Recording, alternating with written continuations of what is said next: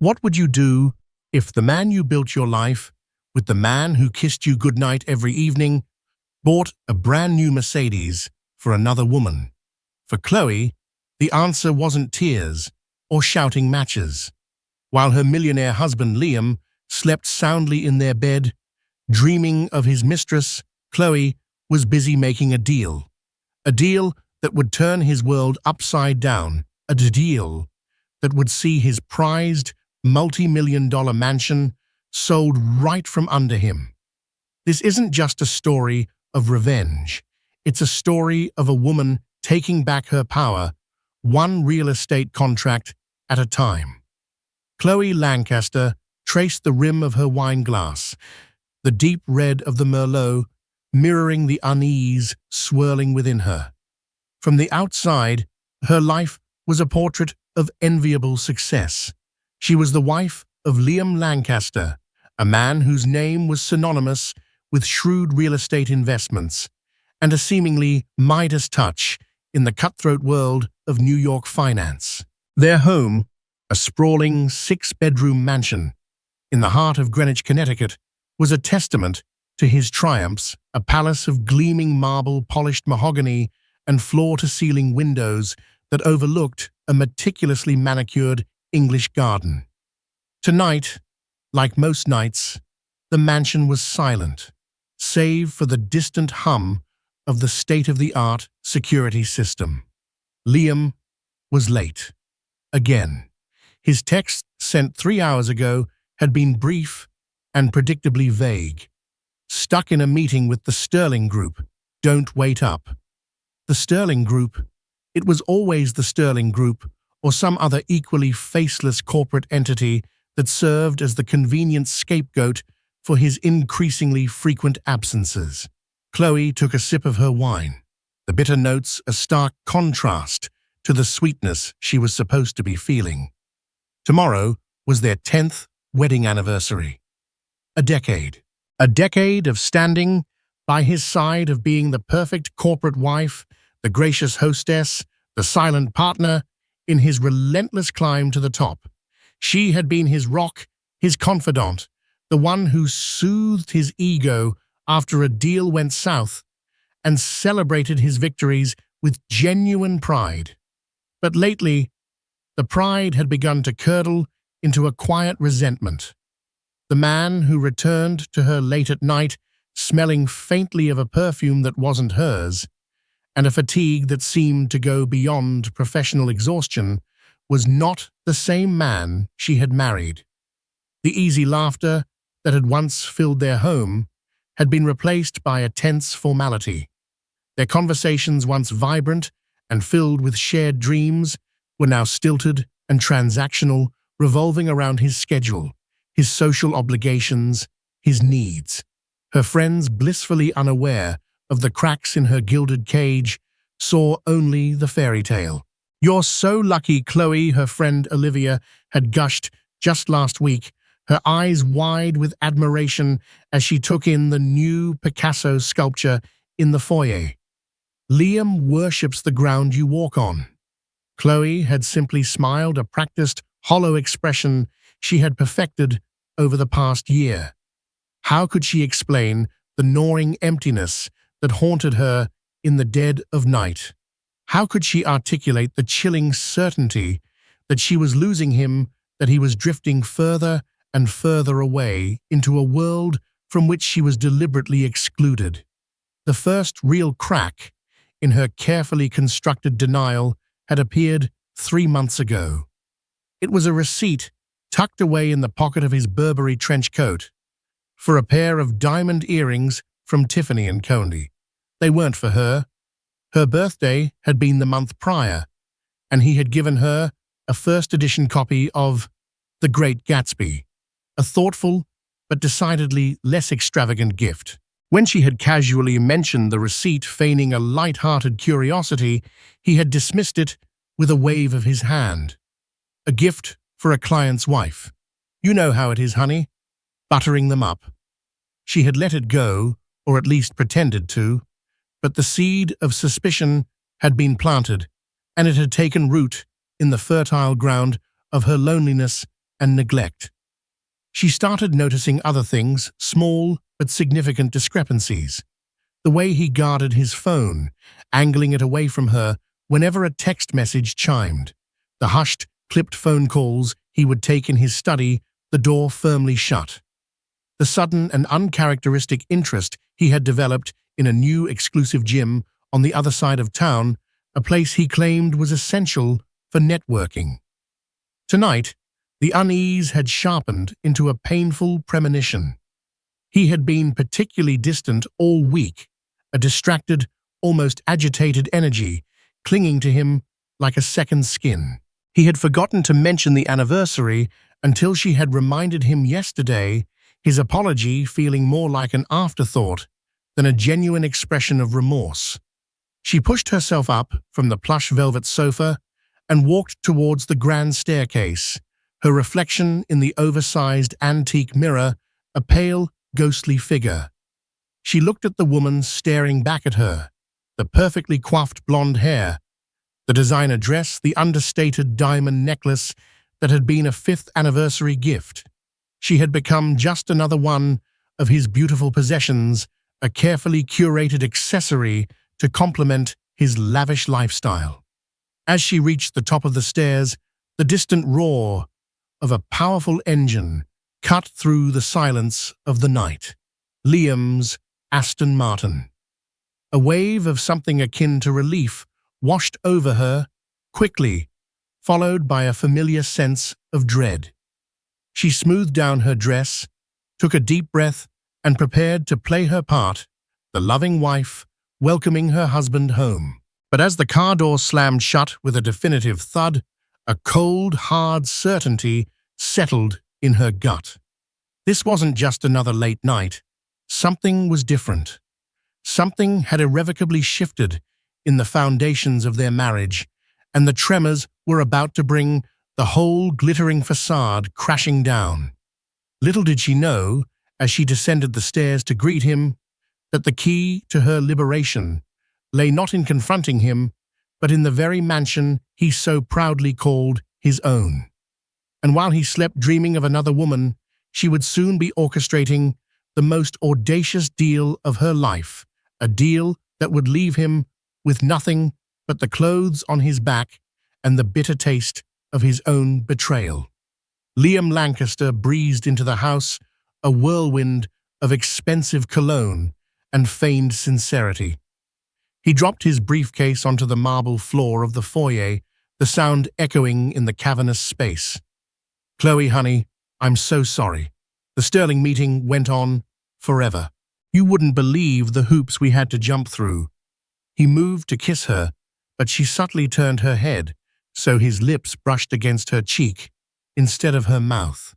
It was a small gesture, a silent rebellion, but the flicker of surprise in his eyes told her he had noticed.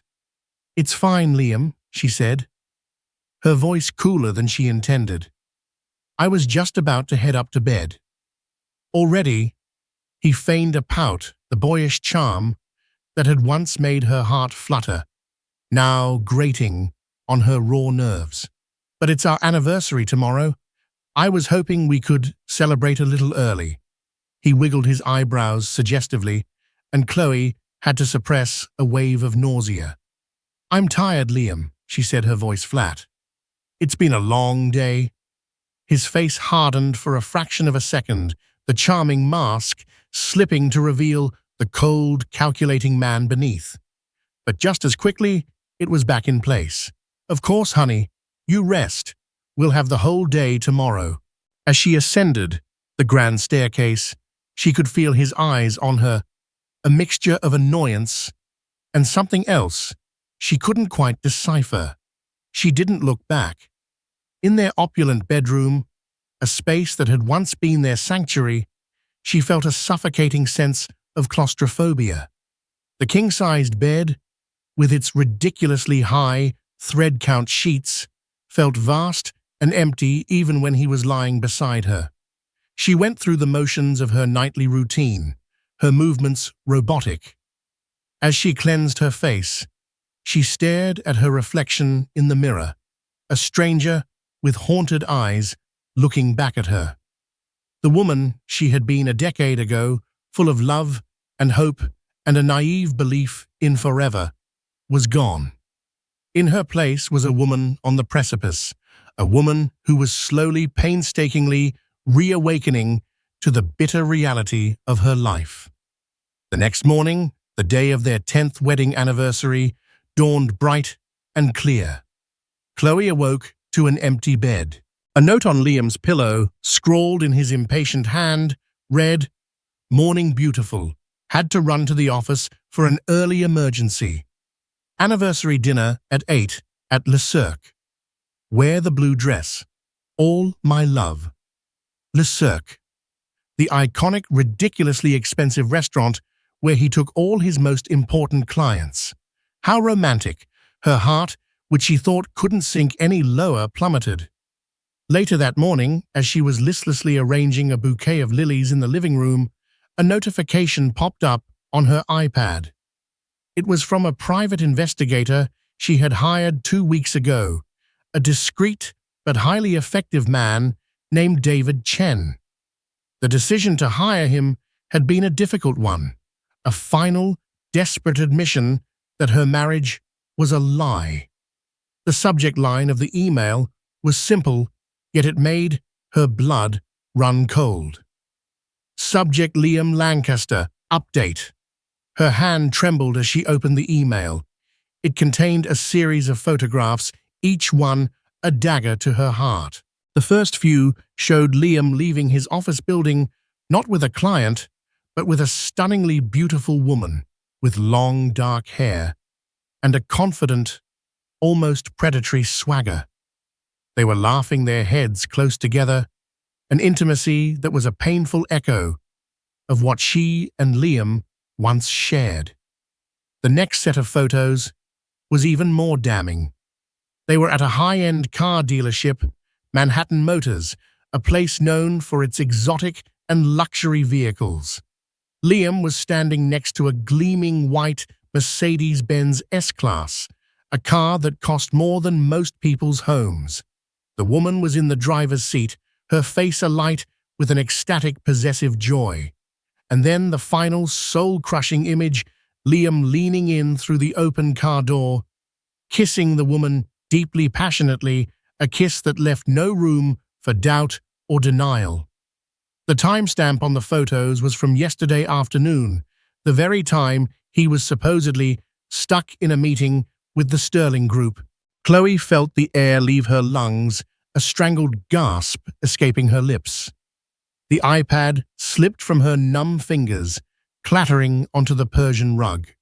The lilies in their crystal vase suddenly seemed like funeral flowers. The woman David Chen's report informed her was Sophia Romano, a 28-year-old art gallery owner from Soho. A quick, gut-wrenching search on social media revealed a carefully curated online persona, a world of glamorous parties, exotic vacations, and a seemingly endless supply of designer clothes. A world that was, Chloe now realized with a sickening certainty, funded by her husband. For a long time, she just sat there, on the floor of her perfect living room, surrounded by the trappings of a life that was a beautiful, hollow lie. The grief was a physical thing, a crushing weight on her chest. But then something shifted. The grief, the betrayal, the humiliation began to coalesce into something else, something hot and sharp, and surprisingly empowering rage. She thought of the sacrifices she had made, the career she had given up, the endless hours she had spent cultivating his social standing, the unwavering support she had offered him even when he was at his most difficult. And for what? To be discarded for a younger, flashier model, to be made a fool of, while he lavished another woman with gifts bought with their money? No. She would not be a victim. She would not cry and scream and throw his clothes onto the lawn. That was what he would expect. That was what the world would expect of the jilted wife. But Chloe Lancaster was done playing by the rules. She picked up the iPad, her hand steady now. She reread David Chen's report, her mind racing. The mansion. It was in his name, of course. Everything was in his name. He had always insisted it was simpler for tax purposes. But she knew the real reason. It was about control. He owned everything, including he thought her. A slow, audacious plan began to form in her mind, a plan so bold, so daring, that it made her heart pound with a mixture of fear and exhilaration. She remembered a conversation she'd had a few months ago with their real estate agent, a slick, ambitious man named Julian Croft. He had mentioned in passing that a Saudi prince had been desperately trying to buy a property in their exclusive neighborhood and was willing to pay a ridiculously high price for the right place. Their mansion, Julian had hinted, was at the top of his list. Chloe stood up, her movements deliberate, her eyes hard as steel. She walked over to the grand piano, a magnificent Steinway that Liam had bought her for their 3rd anniversary, a symbol of his supposed love and generosity. She ran her fingers over the cool ivory keys, but she didn't play a single note. Instead, she picked up her phone. She scrolled through her contacts until she found the name Julian Croft. She hesitated for only a moment, then pressed the call button. "Julian, it's Chloe Lancaster," she said, her voice a calm, steady instrument of her newfound resolve. "I have a proposition for you, something that requires the utmost discretion and speed. I want to sell the house, and I want to do it before my husband gets home from work tonight." There was a stunned silence on the other end of the line, and then Julian Croft, ever the opportunist, let out a low whistle. "Chloe," he said, his voice a conspiratorial whisper, "I'm listening." While Liam was at a celebratory lunch with Sophia, toasting their future in her brand new Mercedes, Chloe was setting in motion a plan that would not only strip him of his most prized possession, but would also, in one fell swoop, reclaim her own life, her own power, and her own future. The game had changed, and Chloe Lancaster was about to make her winning move. The hours that followed Chloe's call to Julian Croft were a blur of adrenaline-fueled activity. The quiet, cavernous mansion, once a symbol of her gilded imprisonment, was suddenly transformed into the headquarters of a meticulously planned, covert operation. Chloe, the demure corporate wife, had been replaced by a field marshal, her mind sharp and her purpose unwavering. Julian, true to his reputation as a man who could move mountains for the right commission, arrived within the hour. He was a whirlwind of energy, his bespoke suit and crocodile leather shoes a stark contrast to Chloe's simple jeans and cashmere sweater. He strode into the foyer, his eyes wide with a mixture of avarice and awe. "Chloe, my dear," he said, his voice a low, excited hum, "you've truly outdone yourself. This is audacious." "Save the flattery, Julian," Chloe cut in her tone, leaving no room for argument. "We have a very small window. Can you do it or not?" Julian's grin was sharp, predatory. "The buyer I mentioned, Prince Abdullah Al Faisal, is in town. He's been practically begging me to find him a property of this caliber. He's an impulse buyer with a bottomless bank account. If we can get the paperwork in order, he'll sign today." "But Chloe," he paused, his expression turning serious, "this is highly irregular. Liam's name is on the deed. We'll need his signature." A ghost of a smile touched Chloe's lips. "I have a solution for that," she said, leading him to Liam's home office. The office was Liam's inner sanctum, a monument to his ego. The walls were lined with mahogany bookshelves filled with leather-bound volumes he'd never read, and photos of him shaking hands with various local dignitaries. On his massive oak desk, amid stacks of files and financial reports, sat his state-of-the-art computer. "Liam digitized all of our important documents a few years ago," Chloe explained, her fingers flying across the keyboard. "He said it was more efficient. He even had his signature scanned and digitized for electronic contracts. He uses it all the time for his real estate deals. He's so proud of his paperless office." She navigated through a series of password-protected folders, her heart pounding in her chest. Liam's passwords had always been ridiculously simple, a combination of his college fraternity and his birth year. It was a testament to his arrogance, his belief that no one would ever dare to breach his digital fortress. Within minutes, she had located it, a high-resolution image file of Liam Lancaster's bold, arrogant signature. Julian watched, mesmerized. "Chloe, you're a genius, a terrifying, brilliant genius." "I'm a woman who's been underestimated for 10 years, Julian," she replied, her voice dangerously quiet. "There's a difference." The next few hours were a masterclass in controlled chaos. Julian on his phone was a maestro, orchestrating a symphony of lawyers, notaries, and couriers. He negotiated with the prince's representatives with a ruthless efficiency, the price escalating to a figure that made even Chloe's head spin. The prince, eager to close the deal, before leaving the country the next day, agreed to all their terms, including an all-cash offer and a waiver of the usual inspections. While Julian worked his magic, Chloe moved through the house with a strange sense of detachment.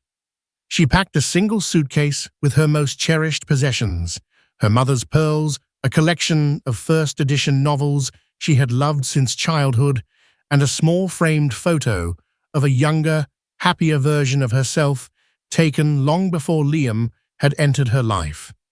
She left behind the designer clothes, the extravagant jewelry, the empty symbols of a life she no longer wanted. She walked through the rooms, each one a repository of memories, both good and bad. The dining room, where they had hosted countless dinner parties, her smile never faltering as Liam held court. The library, where he had proposed a carefully staged romantic gesture that now felt hollow and manipulative. The bedroom, the scene of so much silent heartache and lonely nights. She felt no sentimentality, only a profound sense of release, as if she were shedding a skin that had grown too tight. The most difficult part was the staff.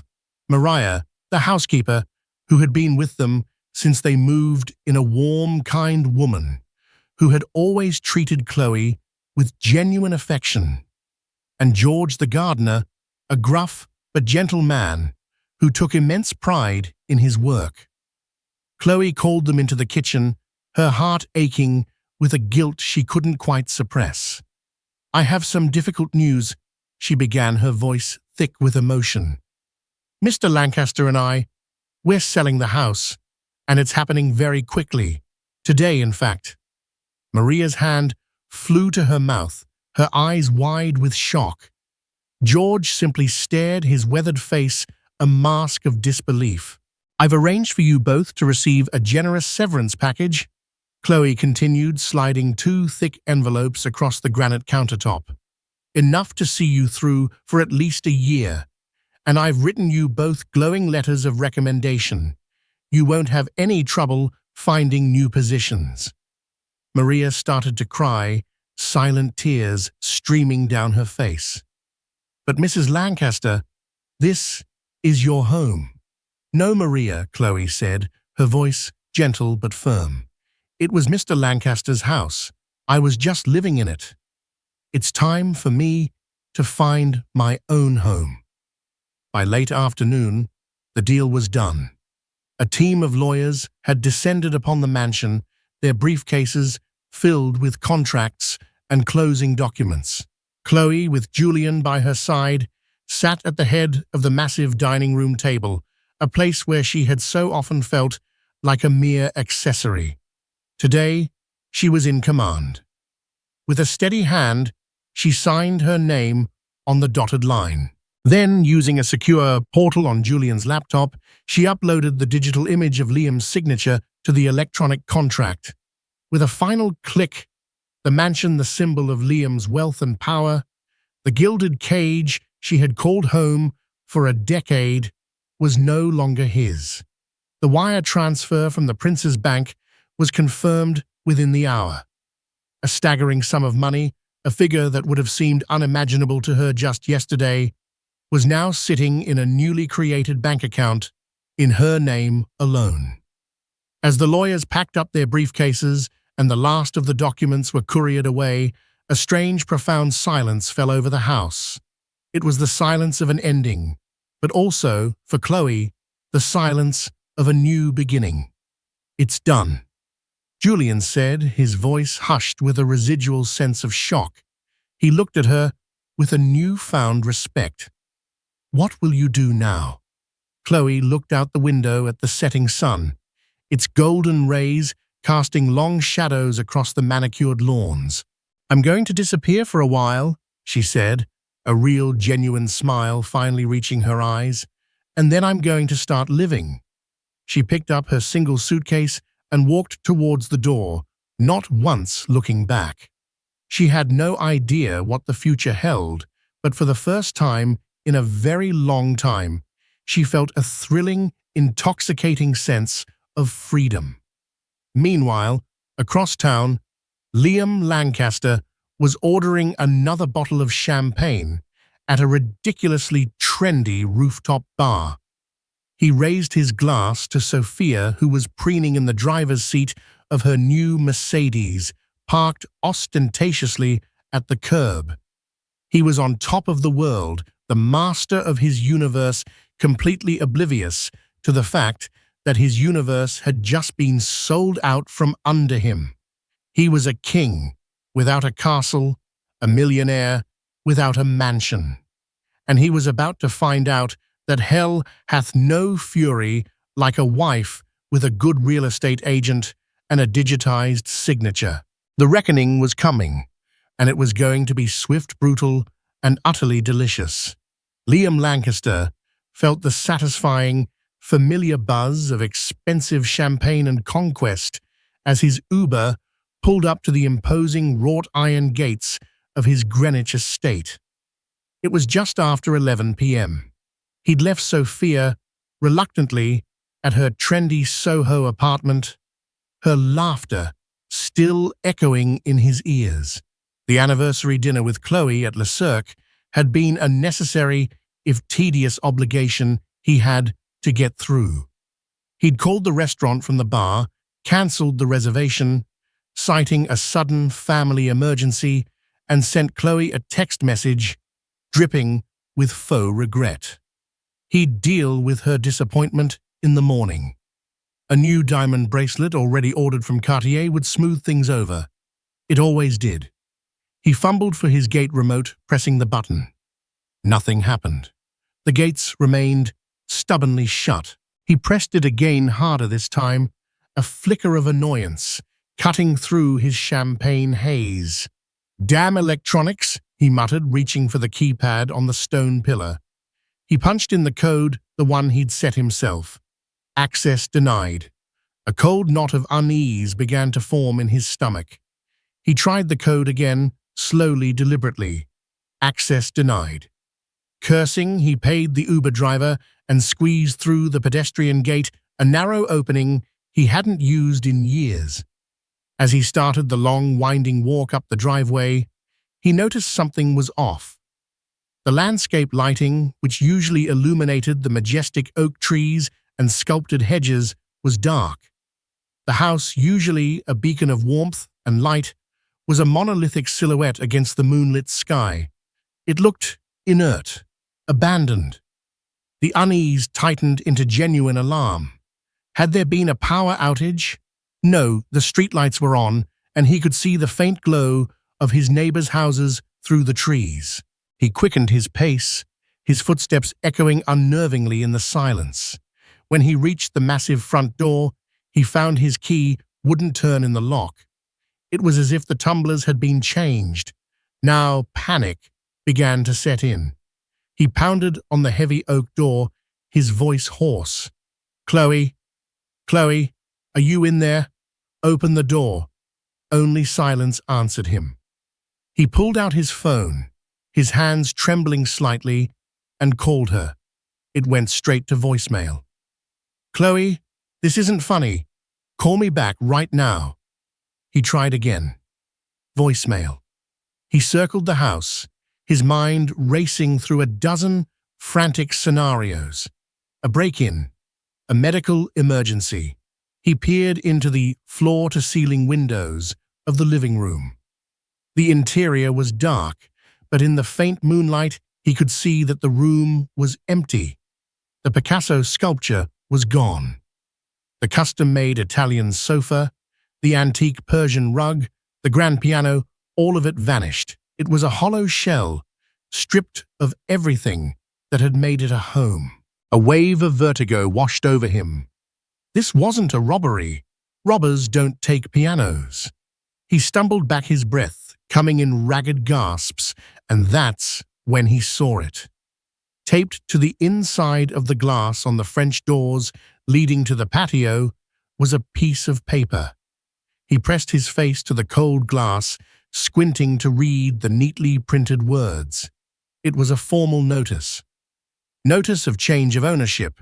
This property, located at 18 Sterling Drive, Greenwich, CT, was legally sold on July the 12th, 2025. The new owner is Prince Abdullah Al Faisal. All former residents are considered to be trespassing. The local authorities have been notified. Liam read the words once, twice, a third time. They didn't make sense. It was like reading a foreign language. Sold, the house was his. He owned it. He had the deed. This was a joke, a sick, elaborate prank. Chloe must be behind this, trying to scare him, to punish him for being late, for forgetting their anniversary dinner. He started laughing, a high, unhinged sound that was swallowed by the vast, silent darkness.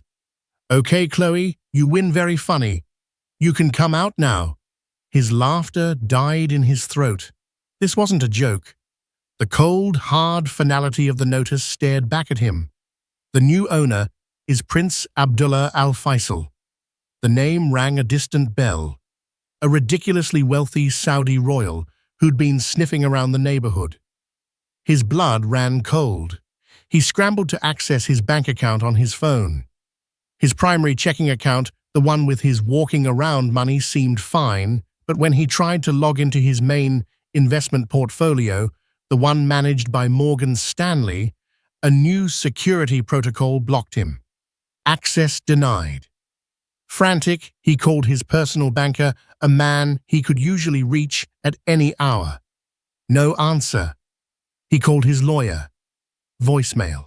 It was as if he had been systematically, surgically excised from his own life. He sank to his knees on the dew-damp grass, the carefully constructed edifice of his world crumbling around him.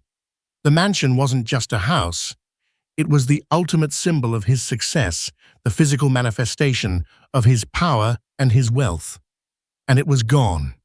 And then the final, devastating piece of the puzzle clicked into place. The digitized signature. His own damned efficiency. His arrogance. He had handed her the weapon, and she had used it to gut him. His phone buzzed. A text message from an unknown number. He opened it, his heart hammering against his ribs. It was a picture, a selfie of Chloe. She was on a balcony somewhere, the turquoise water and white sand of a tropical paradise visible behind her. She was smiling, a radiant, genuine smile he hadn't seen on her face in years. She looked relaxed, happy, and utterly, breathtakingly free. Below the photo was a simple message. "By the way, I know about Sophia and the S-Class. You can have her. I'll take the cash. Happy anniversary." A guttural roar of pure, impotent rage ripped from Liam's throat. He hurled his phone against the stone wall of the patio, watching it shatter into 1,000 useless pieces. He was a king without a kingdom, a millionaire on paper who couldn't even get into his own house. He was stranded, locked out of his life, with nothing but the expensive clothes on his back and the bitter, metallic taste of his own medicine. He didn't know how long he sat there, in the dark, in the cold, staring at the empty shell of his former life. Eventually, the distant wail of a siren grew closer. A police car, its blue and red lights flashing, pulled slowly up the driveway. A security guard from a private firm, likely hired by the prince's people, got out of the car, his hand resting cautiously on his holstered weapon. "Sir," the guard said, his voice firm but not unkind, "you're trespassing on private property. You need to come with me."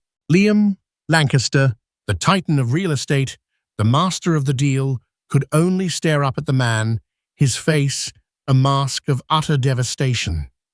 He had been so busy building his empire, he had never noticed the ghost in his machine, the silent partner who had been watching, waiting and learning his every move. And while he slept, she had not only sold his mansion, she had dismantled his entire world. The king had been checkmated by the queen he had so foolishly underestimated, and his reign was definitively, irrevocably over. While Liam Lancaster was being escorted off the grounds of his former life, Chloe was 400 miles away, breathing in the salty air of the Turks and Caicos. She had checked into a secluded villa at the Amanyara resort under her reclaimed maiden name, Chloe Pierce. For the first few days, she did little but sleep a deep, healing slumber that unwound a decade of tension coiled in her soul. She was decompressing, shedding the weight of her old life like a heavy, suffocating coat, and the emotion that settled in its place was a profound and intoxicating peace. She had performed a radical act of self-preservation, and she felt no guilt, only release. A week into her new life, she switched on a burner phone. It immediately lit up with notifications from her old world. Texts from her friend Olivia revealed the story Liam was spinning. Chloe had suffered a mental breakdown, her actions the result of an erratic episode. The narrative was sealed by a New York Post article, Olivia linked with a sensational headline, "Mansion Madness Jilted Wife Sells Mogul's $50 million estate in Wild Revenge Plot." The piece was a masterpiece of character assassination, filled with anonymous sources, describing Chloe's emotional instability and painting Liam as the devoted, blindsided husband. It even featured a quote from Sophia Romano, identified as a close friend, expressing her deep concern. Chloe read it, and after a brief hot flash of anger, she began to laugh. It was so predictably Liam, a cornered animal, lashing out with his only weapons lies and manipulation. But his weapons couldn't touch her here. She was protected by an ironclad legal sale, a multi-million-dollar NDA with Julian Croft, and a fortune that had been meticulously routed through a series of offshore accounts to a private Swiss bank. Liam could slander a ghost all he wanted. It wouldn't change the facts. Back in New York, those facts were creating a nightmare for Liam. The story of his public humiliation spread through the city's elite like wildfire. In a world built on the perception of power, he had become a laughingstock. The man who couldn't control his own wife, who'd had his flagship asset sold from under him, was no longer a titan to be feared, but a cautionary tale whispered at cocktail parties. Deals stalled, lenders grew nervous, and partners stopped returning his calls. His image of invincibility had been shattered. He was holed up in a suite at the Carlisle Bleeding Money while his lawyers delivered the same grim news: the sale was legally sound. Chloe had left no openings. The digitized signature he'd been so proud of was binding. The power of attorney was a document he himself had insisted upon years ago for convenience, then promptly forgotten. His own arrogance had supplied her with the weapons. The final pillar of his life to crumble was Sophia. The thrill of the scandal had worn off, replaced by the stench of his failure. She had signed on to be the mistress of a mogul, not the girlfriend of a citywide joke. Liam returned to his hotel suite one evening to find her packing designer suitcases. "What are you doing?" he demanded, a cold dread washing over him. "I'm leaving, Liam," she said, not bothering to look at him. "This isn't what I signed up for. I have a gallery to run, a reputation. I can't be associated with this mess." "So that's it," he sneered, his humiliation boiling over into rage. "You get your new car, and now you're running for the hills." Sophia finally turned her beautiful face a mask of cold contempt. "Don't you dare try to pin this on me. This is your mess, your wife, your epic screw-up. You were so busy playing the big shot, you didn't even notice the woman you lived with was 10 times smarter than you. She didn't just play you, Liam. She checkmated you. And honestly, I'm starting to respect her more than I respect you." She snapped her suitcase shut and walked to the door.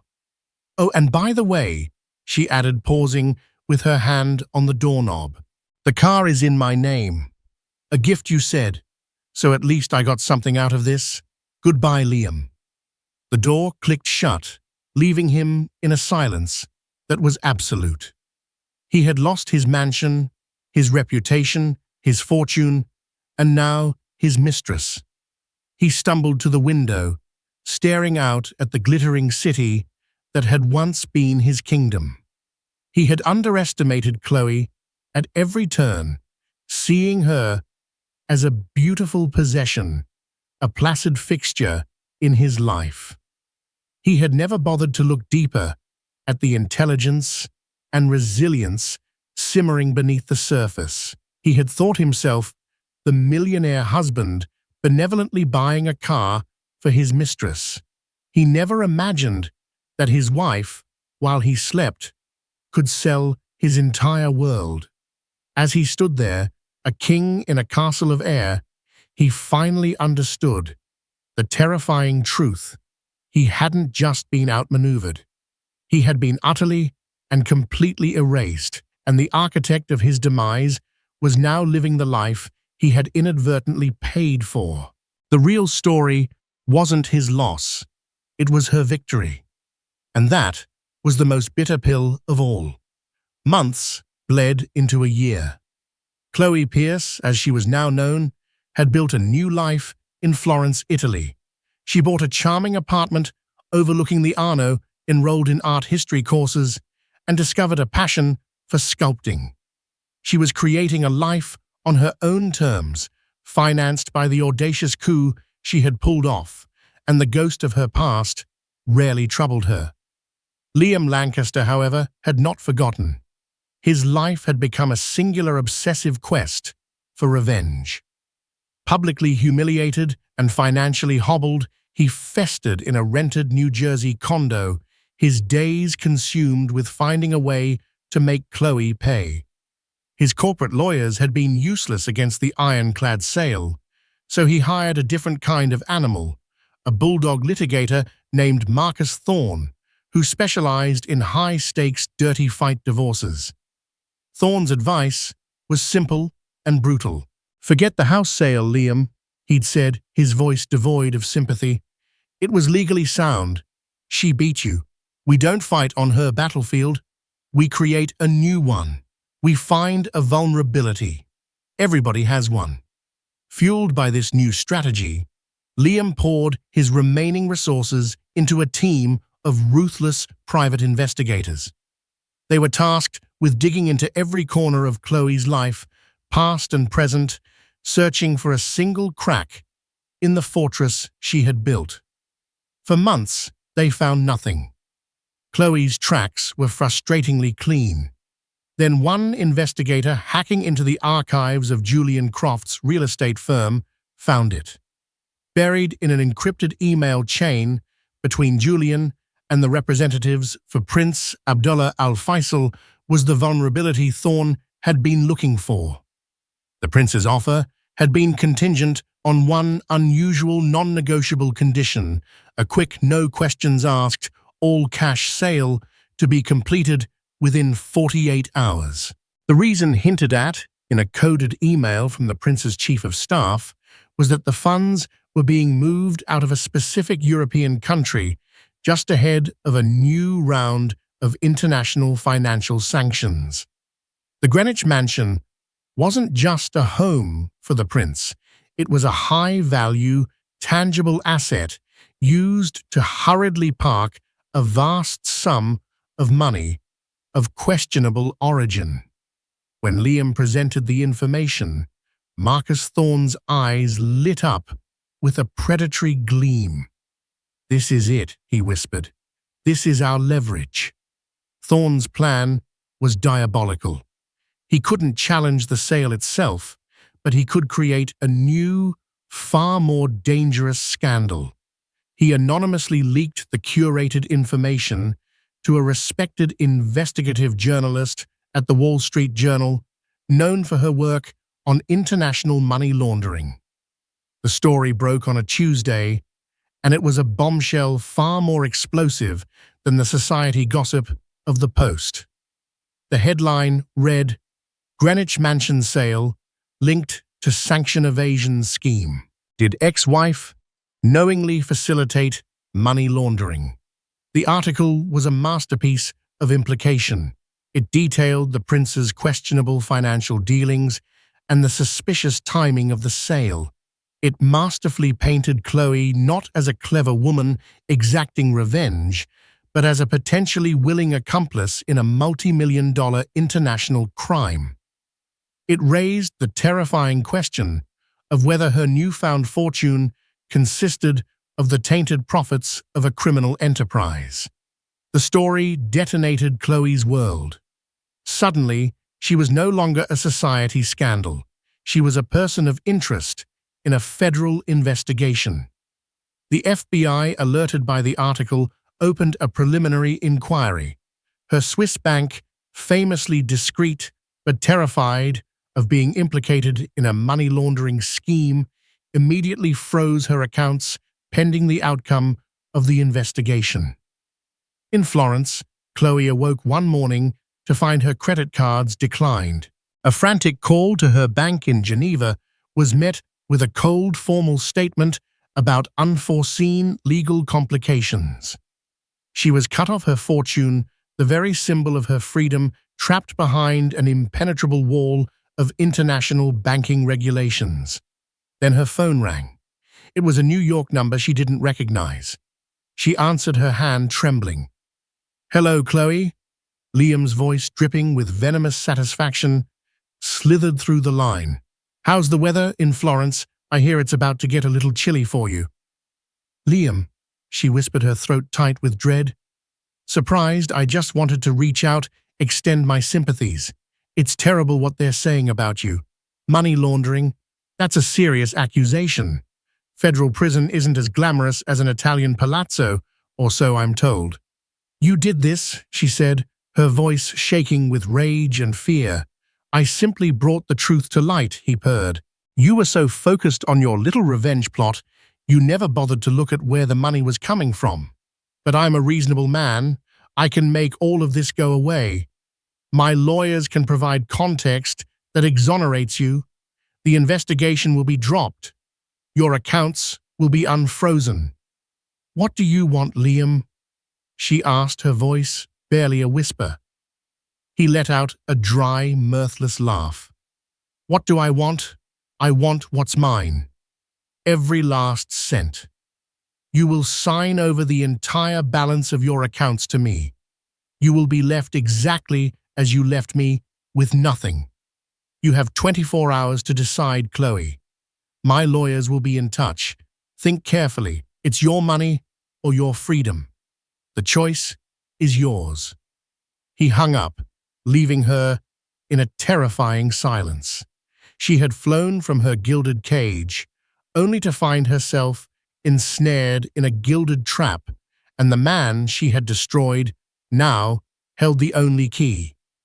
The 24 hours that followed Liam's call were a crucible. The initial shock gave way to a cold, creeping fear that made her beautiful Florentine apartment feel like a prison. Liam had her cornered, and he knew it. Every instinct screamed for her to surrender the money, a fortune she would trade for an end to the terror of a federal investigation. The thought of capitulating, of letting him win, was an unbearable defeat, yet the alternative seemed unthinkable. As despair settled over the city with the falling night, she felt the old helplessness creeping back, the familiar feeling of being a pawn in a man's world.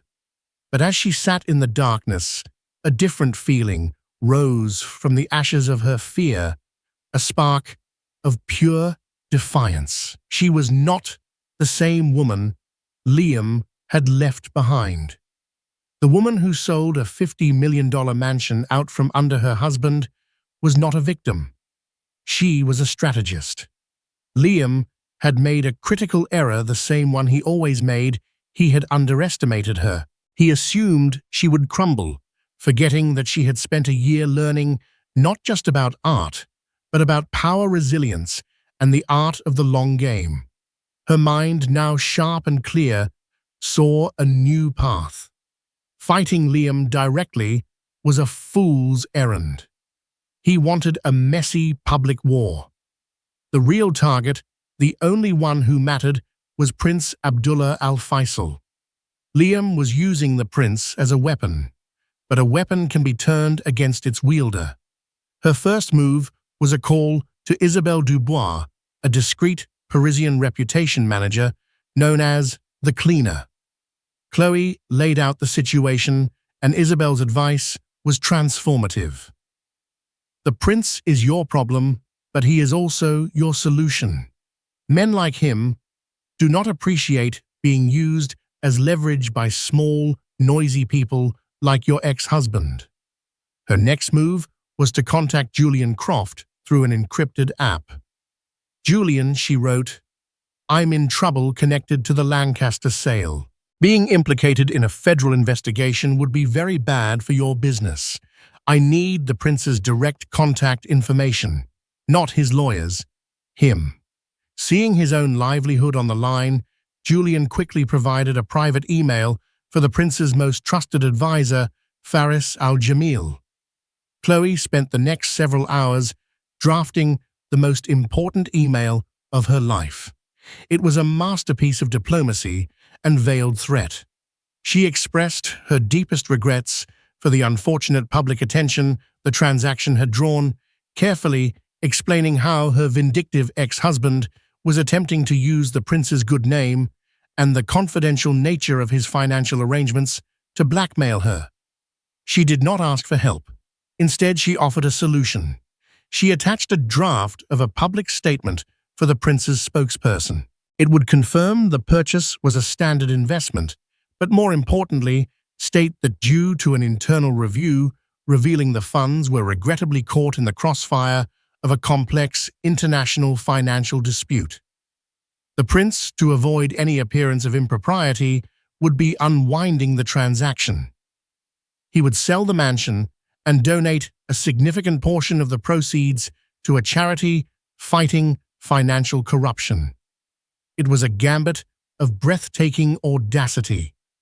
She was giving one of the world's wealthiest men a perfect exit strategy, allowing him to emerge from the scandal not only clean, but as a philanthropist. The unspoken message was clear. Help me discredit Liam, and I will solve your PR problem. To seal the deal, she attached a second document detailing Liam's financial ruin and blackmail threats, proving he was not a worthy adversary, but a nuisance to be swatted away. She hit send. For 12 agonizing hours, there was only silence. She didn't sleep. She simply waited, the entire weight of her future hanging on that single email. Then a reply appeared in her inbox from Faris al-Jamil. It contained one sentence. The statement will be released to the Wall Street Journal and the Associated Press within the hour. The necessary calls are being made. We appreciate your discretion. A wave of relief so profound it almost buckled her knees, washed over her. The fallout was immediate and spectacular. The prince's statement dominated the news. The narrative shifted instantly from Chloe's potential guilt to the prince's magnanimous gesture. The FBI, seeing the primary subject of their inquiry, publicly cooperating and unwinding the deal, quietly dropped their investigation. Her Swiss bank receiving back-channel notifications that the legal complications were resolved unfroze her accounts. For Liam, the move was a public execution. He watched the news from his rented condo, his face ashen. He had tried to use a shark as a weapon, and the shark had turned and devoured him. His bluff had been called on an international stage. The final blow came 2 days later, a cease and desist letter from the prince's legal team, threatening a lawsuit that would bury him for life if he ever mentioned the prince or the property again. He was completely, utterly neutralized. Chloe stood on her terrace in Florence, the full balance of her fortune, once again hers. She had lost the mansion, but she didn't care. The mansion had been the battlefield, not the prize. The prize was her life. She had played the Queen's Gambit, sacrificing a major piece to win the game. And as she looked out over the ancient city, she knew with absolute certainty that she would never be anyone's pawn again. 2 years later, the name Liam Lancaster had faded into obscurity. His empire was in ruins, his reputation irrevocably shattered. He was a man hollowed out by his own bitterness, a ghost haunting the edges of a life he'd lost. Sophia Romano's gallery had also closed her 15 minutes of fame, ending in foreclosure, a final lesson that a foundation built on another's betrayal is destined to collapse. And Chloe Pierce, she never returned to New York. She found her home in the rolling hills of Tuscany, where the vast fortune she had so brilliantly won and defended was no longer a weapon of war, but a tool for creation. She established the Pierce Foundation, a non-profit, dedicated to supporting female artists and entrepreneurs, women who, like her, had been underestimated. She bought a struggling vineyard, working the soil with her own hands, finding a deep, grounding satisfaction that all the diamonds in the world had never provided. Sometimes she would think of the woman she used to be, the pale, sad figure in the Greenwich mansion, and it felt like a lifetime ago. She had walked through the fire of betrayal and blackmail and had emerged not just unscathed, but forged into someone stronger. Her ultimate revenge wasn't loud or explosive. It was the quiet, undeniable success of a life well lived, a legacy built not on what was taken from her, but on what she had built for herself. The millionaire's wife was gone. In her place stood a woman of substance, a woman of her own making. And that was a victory far sweeter than any mansion. This is a story that reminds us that the quietest people in the room are often the most observant, and that underestimating someone can be the most expensive mistake you'll ever make. It's about taking control of your own narrative, even when the world tries to write it for you. What Chloe did was extreme, but it was born from a place of desperation and a desire for justice. She didn't just get even, she got free. And her story serves as a powerful, if dramatic, testament to the strength that can be found when you finally decide that you are worth more than how you are being treated. If Chloe's incredible journey from a silent wife to an unstoppable force resonated with you, and if you believe in the power of taking back your life, then please show your support. Hit that like button, share this story with someone who needs to hear it, And don't forget to subscribe to our channel for more real-life dramas that will leave you on the edge of your seat. Let us know in the comments below. Was Chloe a hero or a villain? We can't wait to hear what you think.